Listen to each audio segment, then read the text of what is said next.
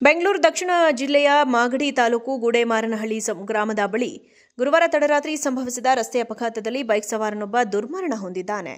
ಮಾಜಿ ಸಚಿವ ಎಚ್ಎಂ ರೇವಣ್ಣ ಅವರ ಪುತ್ರ ಆರ್ ಶಶಾಂಕ್ ಸೇರಿದ ಕಾರು ಬೈಕ್ಗೆ ಡಿಕ್ಕಿಯಾಗಿದ್ದು, ಘಟನೆ ವೇಳೆ ರೇವಣ್ಣ ಪುತ್ರ ಶಶಾಂಕ್ ಕಾರು ಚಲಾಯಿಸ್ತಾ ಇದ್ರು ಎಂದು ಆರೋಪಿಸಲಾಗಿದೆ. ಹೀಗಾಗಿ ಘಟನೆಗೆ ಚರ್ಚೆ ಗ್ರಾಸವಾಗಿದೆ. ಮಾಗಡಿ ತಾಲೂಕಿನ ಬೆಳಗುಂಬ ಗ್ರಾಮದ ನಿವಾಸಿ ರಾಜೇಶ್ ಬೈಕ್ನಲ್ಲಿ ತೆರಳುತ್ತಿದ್ದ ವೇಳೆ KA51 MQ-0555 ನಂಬರ್ನ ಕಾರು ಡಿಕ್ಕಿಯಾದ ಪರಿಣಾಮ ಅವರು ಸ್ಥಳದಲ್ಲೇ ಮೃತಪಟ್ಟಿದ್ದಾರೆ. ಈ ಕಾರು ಆರ್ ಶಶಾಂಕ್ ಅವರ ಹೆಸರಿನಲ್ಲಿರುವುದು ದೃಢಪಟ್ಟಿದೆ. ಘಟನೆಯ ಬಳಿಕ ಕುದೂರು ಪೊಲೀಸ್ ಠಾಣೆಯಲ್ಲಿ ಪ್ರಕರಣ ದಾಖಲಾಗಿದ್ದು, ಕಾರನ್ನ ಯಾರು ಚಾಲನೆ ಮಾಡುತ್ತಿದ್ದರು ಎಂಬುದರ ಬಗ್ಗೆ ತನಿಖೆ ನಡೀತಾ ಇದೆ.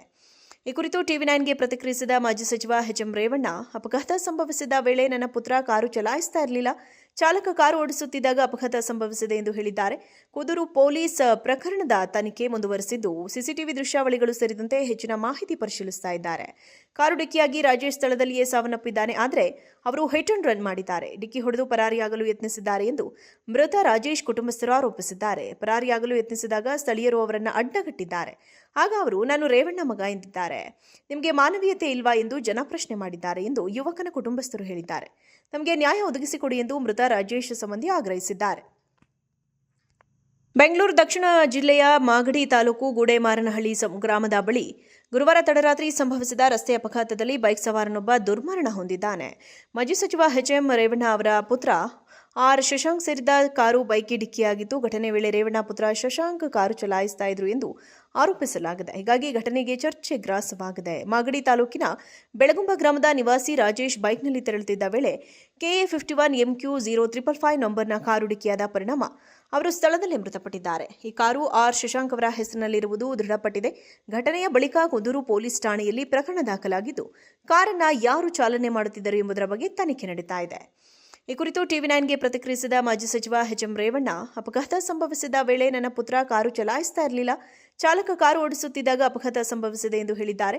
ಕುದೂರು ಪೊಲೀಸ್ ಪ್ರಕರಣದ ತನಿಖೆ ಮುಂದುವರೆಸಿದ್ದು, ಸಿಸಿಟಿವಿ ದೃಶ್ಯಾವಳಿಗಳು ಸೇರಿದಂತೆ ಹೆಚ್ಚಿನ ಮಾಹಿತಿ ಪರಿಶೀಲಿಸ್ತಾ ಇದ್ದಾರೆ. ಕಾರು ಡಿಕ್ಕಿಯಾಗಿ ರಾಜೇಶ್ ಸ್ಥಳದಲ್ಲಿಯೇ ಸಾವನ್ನಪ್ಪಿದ್ದಾನೆ. ಆದರೆ ಅವರು ಹಿಟ್ ಅಂಡ್ ರನ್ ಮಾಡಿದ್ದಾರೆ. ಡಿಕ್ಕಿ ಹೊಡೆದು ಪರಾರಿಯಾಗಲು ಯತ್ನಿಸಿದ್ದಾರೆ ಎಂದು ಮೃತ ರಾಜೇಶ್ ಕುಟುಂಬಸ್ಥರು ಆರೋಪಿಸಿದ್ದಾರೆ. ಪರಾರಿಯಾಗಲು ಯತ್ನಿಸಿದಾಗ ಸ್ಥಳೀಯರು ಅವರನ್ನು ಅಡ್ಡಗಟ್ಟಿದ್ದಾರೆ. ಆಗ ಅವರು, ನಾನು ರೇವಣ್ಣ ಮಗ ಎಂದಿದ್ದಾರೆ. ನಿಮಗೆ ಮಾನವೀಯತೆ ಇಲ್ವಾ ಎಂದು ಜನ ಪ್ರಶ್ನೆ ಮಾಡಿದ್ದಾರೆ ಎಂದು ಯುವಕನ ಕುಟುಂಬಸ್ಥರು ಹೇಳಿದ್ದಾರೆ. ತಮಗೆ ನ್ಯಾಯ ಒದಗಿಸಿಕೊಡಿ ಎಂದು ಮೃತ ರಾಜೇಶ್ ಸಂಬಂಧಿ ಆಗ್ರಹಿಸಿದ್ದಾರೆ. ಬೆಂಗಳೂರು ದಕ್ಷಿಣ ಜಿಲ್ಲೆಯ ಮಾಗಡಿ ತಾಲೂಕು ಗೂಡೆಮಾರನಹಳ್ಳಿ ಗ್ರಾಮದ ಬಳಿ ಗುರುವಾರ ತಡರಾತ್ರಿ ಸಂಭವಿಸಿದ ರಸ್ತೆ ಅಪಘಾತದಲ್ಲಿ ಬೈಕ್ ಸವಾರನೊಬ್ಬ ದುರ್ಮರಣ ಹೊಂದಿದ್ದಾನೆ. ಮಾಜಿ ಸಚಿವ ಎಚ್ಎಂ ರೇವಣ್ಣ ಅವರ ಪುತ್ರ ಆರ್ ಶಶಾಂಕ್ ಸೇರಿದ ಕಾರು ಬೈಕ್ಗೆ ಡಿಕ್ಕಿಯಾಗಿದ್ದು, ಘಟನೆ ವೇಳೆ ರೇವಣ್ಣ ಪುತ್ರ ಶಶಾಂಕ್ ಕಾರು ಚಲಾಯಿಸ್ತಾ ಇದ್ರು ಎಂದು ಆರೋಪಿಸಲಾಗಿದೆ. ಹೀಗಾಗಿ ಘಟನೆಗೆ ಚರ್ಚೆ ಗ್ರಾಸವಾಗಿದೆ. ಮಾಗಡಿ ತಾಲೂಕಿನ ಬೆಳಗುಂಬ ಗ್ರಾಮದ ನಿವಾಸಿ ರಾಜೇಶ್ ಬೈಕ್ನಲ್ಲಿ ತೆರಳುತ್ತಿದ್ದ ವೇಳೆ KA51 MQ-0555 ನಂಬರ್ನ ಕಾರು ಡಿಕ್ಕಿಯಾದ ಪರಿಣಾಮ ಅವರು ಸ್ಥಳದಲ್ಲೇ ಮೃತಪಟ್ಟಿದ್ದಾರೆ. ಈ ಕಾರು ಆರ್ ಶಶಾಂಕ್ ಅವರ ಹೆಸರಿನಲ್ಲಿರುವುದು ದೃಢಪಟ್ಟಿದೆ. ಘಟನೆಯ ಬಳಿಕ ಕುದೂರು ಪೊಲೀಸ್ ಠಾಣೆಯಲ್ಲಿ ಪ್ರಕರಣ ದಾಖಲಾಗಿದ್ದು, ಕಾರನ್ನ ಯಾರು ಚಾಲನೆ ಮಾಡುತ್ತಿದ್ದರು ಎಂಬುದರ ಬಗ್ಗೆ ತನಿಖೆ ನಡೀತಾ ಇದೆ. ಈ ಕುರಿತು ಟಿವಿ9ಗೆ ಪ್ರತಿಕ್ರಿಯಿಸಿದ ಮಾಜಿ ಸಚಿವ ಎಚ್ಎಂ ರೇವಣ್ಣ, ಅಪಘಾತ ಸಂಭವಿಸಿದ ವೇಳೆ ನನ್ನ ಪುತ್ರ ಕಾರು ಚಲಾಯಿಸ್ತಾ ಇರಲಿಲ್ಲ. ಚಾಲಕ ಕಾರು ಓಡಿಸುತ್ತಿದ್ದಾಗ ಅಪಘಾತ ಸಂಭವಿಸಿದೆ ಎಂದು ಹೇಳಿದ್ದಾರೆ. ಕುದೂರು ಪೊಲೀಸ್ ಪ್ರಕರಣದ ತನಿಖೆ ಮುಂದುವರೆಸಿದ್ದು, ಸಿಸಿಟಿವಿ ದೃಶ್ಯಾವಳಿಗಳು ಸೇರಿದಂತೆ ಹೆಚ್ಚಿನ ಮಾಹಿತಿ ಪರಿಶೀಲಿಸ್ತಾ ಇದ್ದಾರೆ.